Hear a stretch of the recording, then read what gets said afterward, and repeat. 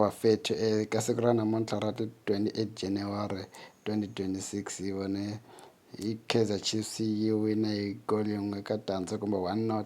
lawa ni nga ba Maromo Gallants. Hi nga vona Lepo ka minute ya vo 67 a kora yin'wana ya ti-goal ta kahle swinene ta season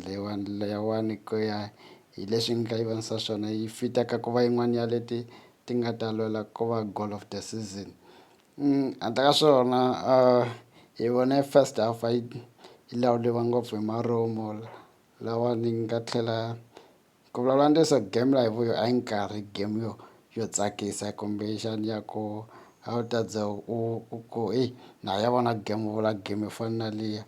lawa yi nga vona Legani Mavoya va man of the match ka game ya kona.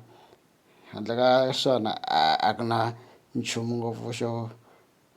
ringa hi xo ka game liya hikuva a yi ngo tsakisa na ku tsakisa kahlekahle a yi ri yin'wana ya ti game leti a ti nga borha season leti ya Kaizer Chiefs. Handle ka swona ku wina ka Kaizer Chiefs swi vula ku se yi sukile ka number 3 ya ka number 2 lawa ni nga na 30 points after 15 games. Yi nga le ndzhaku ka Sundowns 2 points la Sundowns yi nga na 32 points after 15 games. Chiefs na Sundowns ta ringana hi ti-game va na 15 games. Then Orlando Pirates yo yi le ndzhaku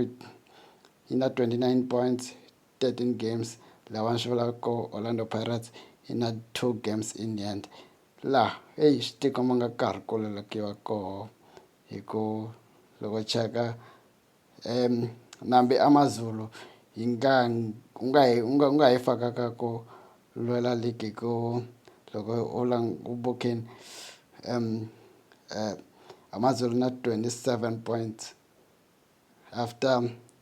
15 games laha se swi vula ku na vo va na chance loko hlayela vo siyiwa ntsena hi Sundowns hi 5 points